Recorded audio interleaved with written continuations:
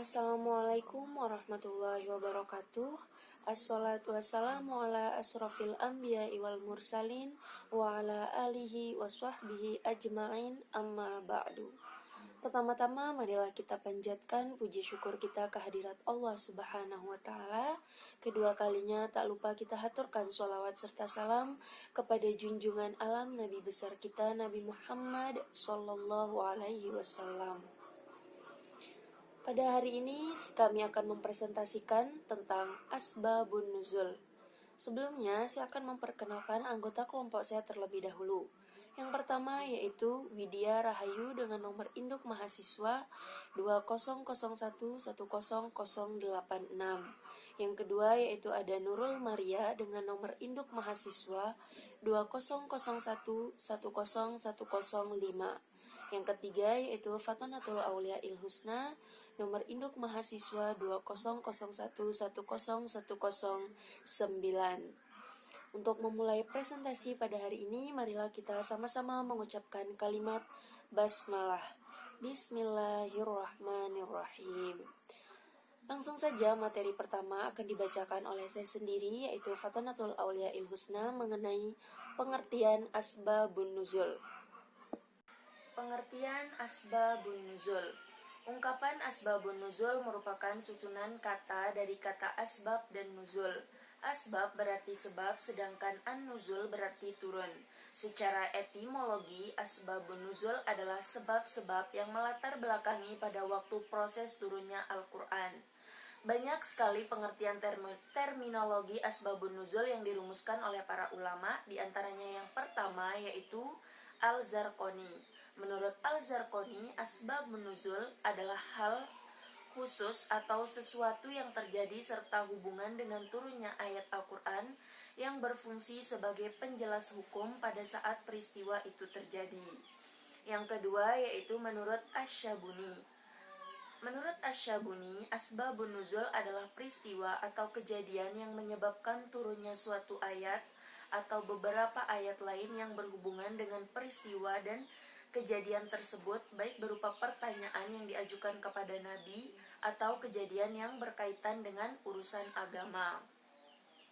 Yang ketiga yaitu menurut Subhi Sholih, asbabun nuzul adalah suatu yang menjadi sebab turunnya satu atau beberapa ayat Al-Quran yang terkadang menyiratkan suatu peristiwa sebagai respon atasnya atau penjelas terhadap hukum-hukum ketika peristiwa itu terjadi. Yang keempat, menurut Manna Al-Qattan, asbabun nuzul adalah peristiwa-peristiwa yang menyebabkan turunnya Al-Quran berkenaan dengannya waktu peristiwa itu terjadi, baik berupa kejadian atau pertanyaan yang diajukan kepada Nabi. Kendatipun pendapat di atas sedikit berbeda, semuanya menyimpulkan bahwa asbabun nuzul adalah kejadian atau peristiwa yang melatar belakangi turunnya Al-Quran dalam rangka menjawab, menjelaskan, dan menyelesaikan masalah-masalah yang timbul dari suatu kejadian atau peristiwa. Tujuan pokok diturunkannya Al-Quran adalah untuk mendidik jiwa manusia serta memberantas kepercayaan yang keliru dan perbuatan-perbuatan yang jahat. Bismillahirrahmanirrahim. Assalamualaikum warahmatullahi wabarakatuh. Perkenalkan, nama saya Nurul Maria dengan nomor induk mahasiswa 2001101005. Saya di sini akan membacakan sedikit tentang cara mengetahui riwayat asbabun nuzul, redaksi dan makna ungkapan asbabun nuzul. Cara mengetahui riwayat asbabun nuzul. Yang pertama yakni Al-Wadid mengatakan bahwa tidak boleh berbicara tentang sebab-sebab turunnya serta membahas pengertiannya. Dari Ibnu Abbas berkata bahwa Rasulullah Shallallahu Alaihi Wasallam bersabda, "Berhati-hatilah dalam berbicara mengenai diriku, kecuali apa yang telah kalian ketahui. Maka barang siapa yang sengaja berdusta atasku, maka bersiaplah untuk menempati tempat duduk dari api neraka. Dan barang siapa berdusta atas Al-Quran tanpa mempunyai makna, maka bersiap-siaplah untuk menempati tempat duduk di atas dari api neraka." Dikeluarkan oleh Ahmad, At-Tabrani dan Tirmizi. Redaksi dan makna ungkapan asbabun nuzul. Ungkapan-ungkapan yang diungkapkan para sahabat bisa dikelompokkan dalam dua kategori. Yang pertama yakni sarih, jelas.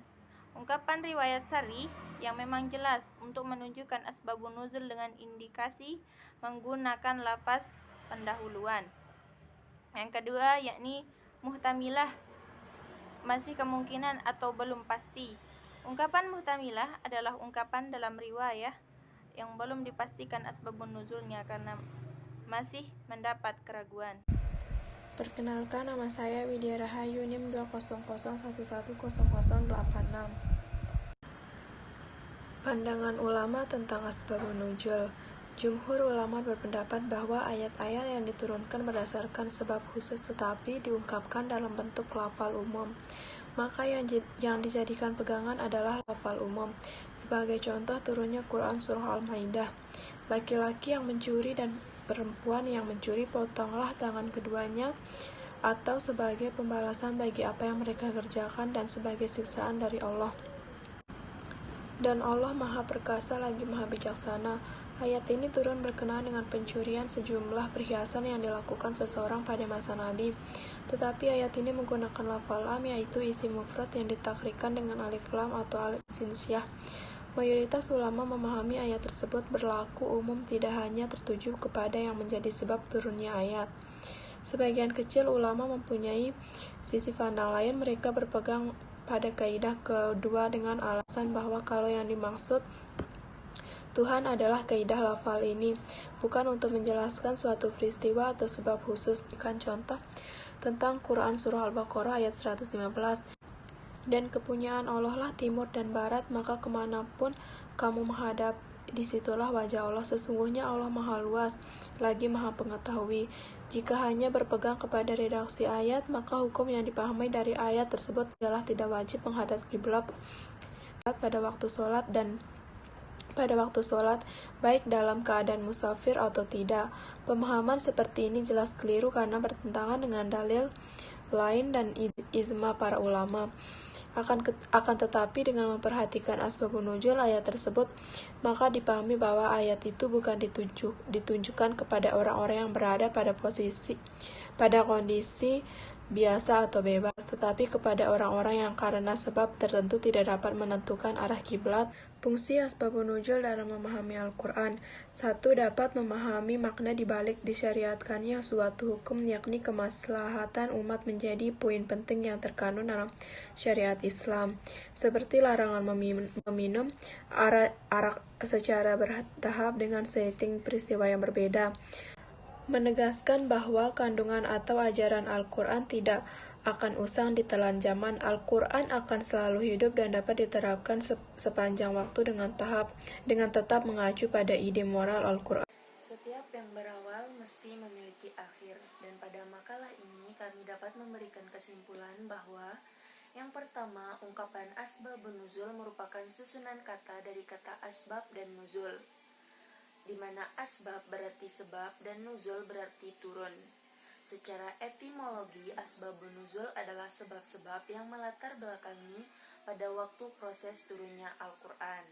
Yang kedua, mengetahui riwayat asbabun nuzul harus dengan dasar riwayat dan mendengar dari orang-orang yang menyaksikan turunnya ayat itu dan mengetahui sebab-sebab turunnya serta membahas pengertiannya. Yang ketiga, ada beberapa bentuk redaksi yang digunakan oleh ahli tafsir dalam mengungkapkan sebab-sebab diturunkannya Al-Quran. Ada yang menggunakan teks yang jelas atau sarih, dan ada juga yang menggunakan teks relatif yang mengandung beberapa kemungkinan makna atau muhtamilah.